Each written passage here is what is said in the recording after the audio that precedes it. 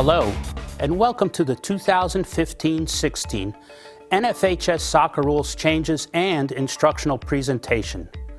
This year, NISOA is launching a new initiative to work closer with the NFHS and the state associations. NISOA is committed to work directly with the state associations so that the overall quality of interscholastic soccer officiating is improved. NISOA offers a variety of training materials for state associations. One program NISOA is most interested in moving to the forefront is the Train the Trainer program. This is a one-day session that provides local rules interpreters with skills on how to make presentations for adult learning. This will assist the local interpreters in conducting rules meetings, clinics, and more.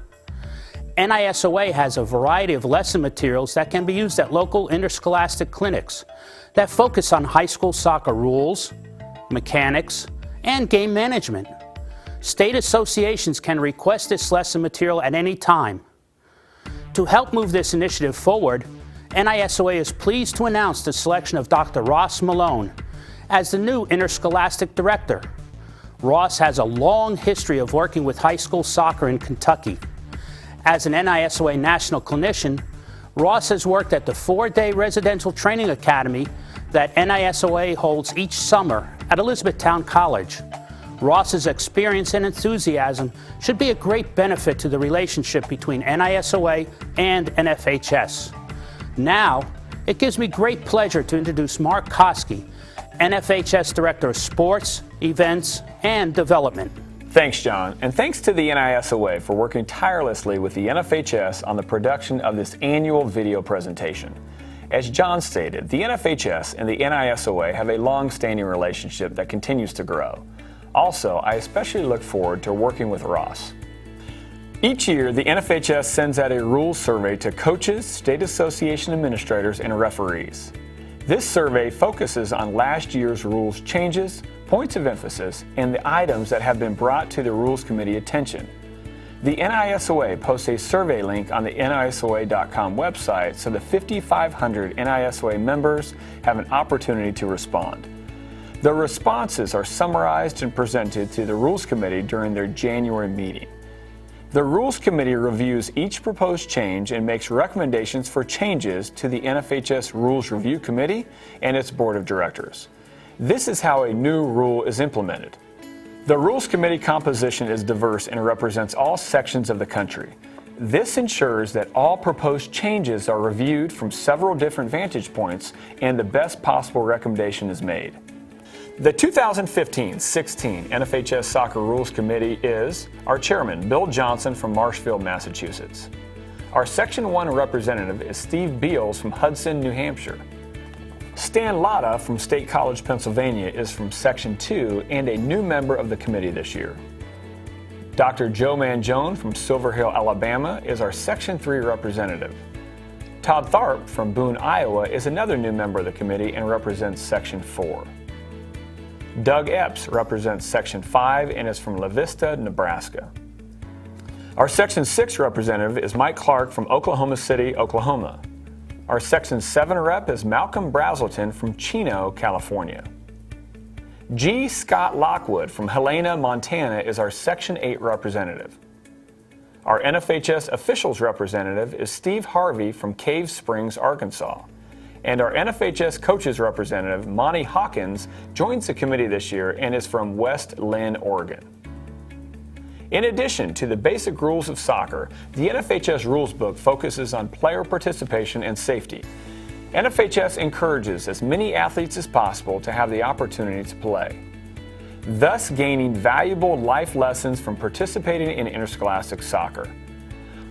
One example is the substitution rule, which has been modified this year. It provides new opportunities for coaches to give players a greater opportunity to enter the game. The second emphasis, and equally as important, is safety. NFHS does everything possible to promote a safe environment for all players. Online training programs such as concussion training provide coaches and referees with important information. They should use this information to make sure players do not participate when injured. NFHS emphasizes that player safety is far more important than wins or losses. No player should be in the game when injured. The 2013-14 NFHS High School Athletics Participation Survey indicated that soccer is the 5th most popular sport for boys at the high school level, with 417,419 participants, and the 4th most popular sport for girls, with 374,564 participants. This means that just short of 800,000 student athletes are enjoying the game. It is imperative that every coach, administrator, and official make the game a positive experience for these athletes. Now I would like to introduce Bill Johnson, NFHS Rules Committee Chairman, who will review this year's rules changes and points of emphasis. Thanks, Mark. This year, after careful deliberation, the Rules Committee made only 2 modifications to the rules. The first, as Mark mentioned, deals with Rule 3 substitution. Article 3 has been revised to add Section E, which indicates that either team may substitute an unlimited number of players, provided they have checked in per 341D, when any bench personnel is cautioned or disqualified. Previously, there was no provision for the substitutes to enter the field of play during this type of stoppage. Since the clock is stopped, this is now consistent with substitution procedures, game management principles, and commitment to student participation. The second change is to Rule 411H3 and deals with the goalkeeper uniform. The first change is merely a word adjustment to make the rule clearer. The word either has been replaced with opposing, so that the first sentence now reads, "The jersey of the goalkeeper shall be distinctly different from that of any teammate or opponent, except the opposing goalkeeper." An additional sentence has been incorporated into the rule that reads, "The socks of the goalkeeper are not required to be the same color as his or her teammates, but shall differ in color from their opponents." Currently, the jersey of the goalkeeper must be distinctly different in color from his or her teammates and opposing field players. To differentiate opponents, it is important that the goalkeeper's socks be included in this rule. In addition to the rules changes, the Soccer Rules Committee developed 5 points of emphasis for the 2015-2016 season. The first 2 deal directly with safety-related matters. The first is heat acclimatization and safety priorities. Coaches and officials must recognize that exertional heatstroke, or EHS, is the leading preventable cause of death among high school athletes. Coaches must know the importance of a formal preseason heat acclimatization plan, of having and implementing a specific hydration plan, keeping your athletes well hydrated and encouraging and providing ample opportunities for regular fluid replacement, of appropriately modifying activities in relation to the environmental heat stress and contributing individual risk factors such as illness, obesity, to keep athletes safe and performing well. For all members of the coaching staff to closely monitor all athletes during practice and training in the heat. Also, they need to recognize the signs and symptoms of developing heat illnesses. Coaches must also know the importance of and resources for establishing an emergency action plan and promptly implementing it in the case of suspected EHS or other medical emergencies. The head referee or center referee has the authority to suspend play whenever the element dictates. If a game is being played in extreme heat, the game can be suspended for a water break. This is a safety-related matter, and again, referees should err on the side of caution. The second point of emphasis deals with fighting/reckless play. Players, coaches, game officials, and spectators must work together to model and demonstrate sportsmanship and fair play. The goal is to minimize risk and to maximize participation. Fighting and playing in a reckless manner has no place in interscholastic soccer. Players must be given the opportunity to exhibit their skills. Officials have the responsibility of game management. It is imperative that officials do not condone reckless play. Fouls that are committed within the intent to injure an opponent must be dealt with quickly and seriously.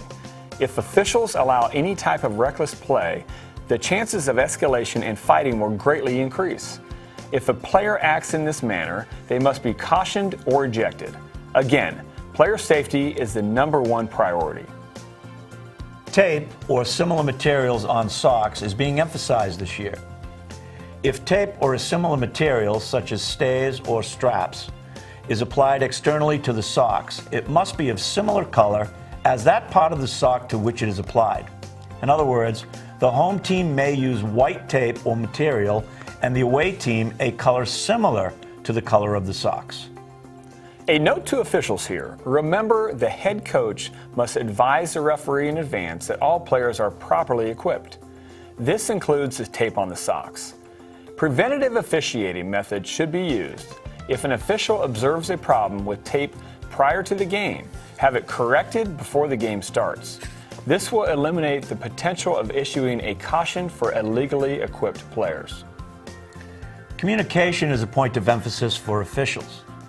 Game officials are encouraged to effectively communicate with one another as well as with players and coaches throughout the game.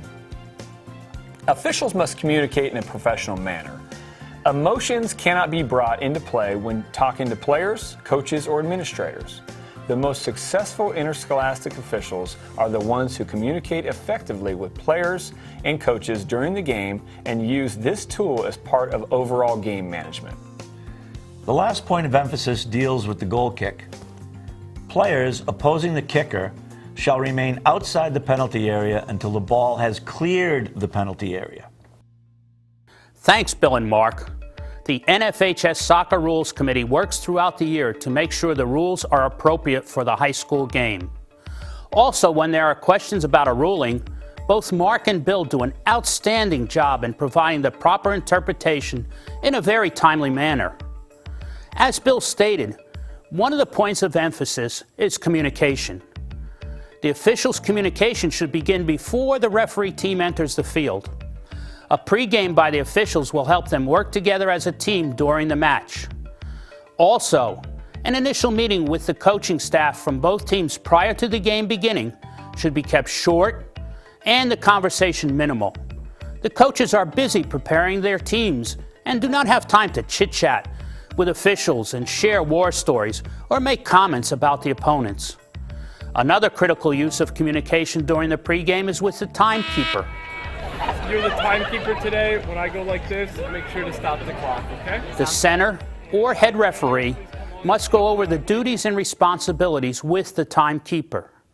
This includes when to start the clock and when the clock is stopped, including after a goal is scored, when there is a caution or ejection, when a penalty kick is awarded, or any other time the referee signals a stoppage by crossing the hands overhead. If a referee fails to signal to stop the clock for a caution or ejection, the timekeeper should still do so. The next instruction is that the clock is restarted when the ball is properly put into play, not when the whistle sounds. Lastly, the timekeeper should be reminded that he/she must count down the last 10 seconds of each period to the nearest official or through a public address system. Once the timekeeper counts down to 0, the horn or other signal to end the game must be sounded. This is very important. If there is a shot on goal, the goal may be allowed or not allowed depending on when time expires. Scorekeepers and the timekeeper should be reminded about how substitutes enter the game and, if necessary, when substitutes are permitted. This will prevent the horn sounding at an improper time and a team being denied the opportunity to put the ball back into play quickly.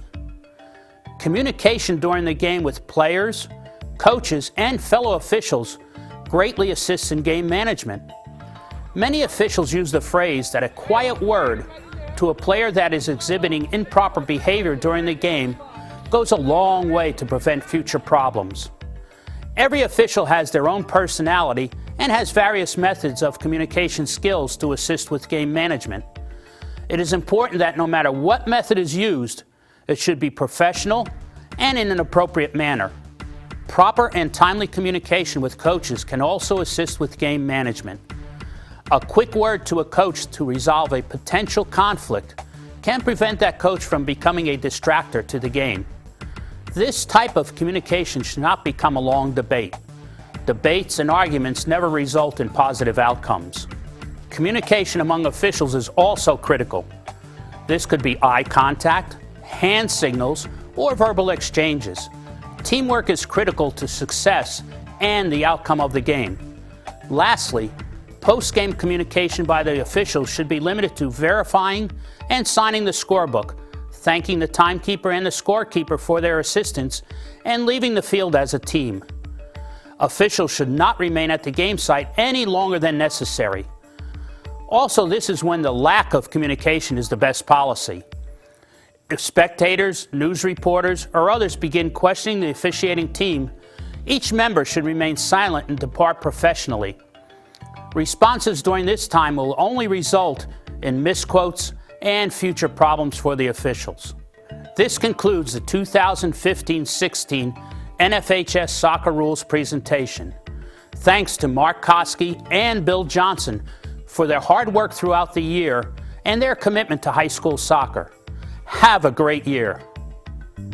Beginning this year, the NFHS will be posting education video clips on the NFHS Officiating Central Hub, nfhs.arbitersports.com.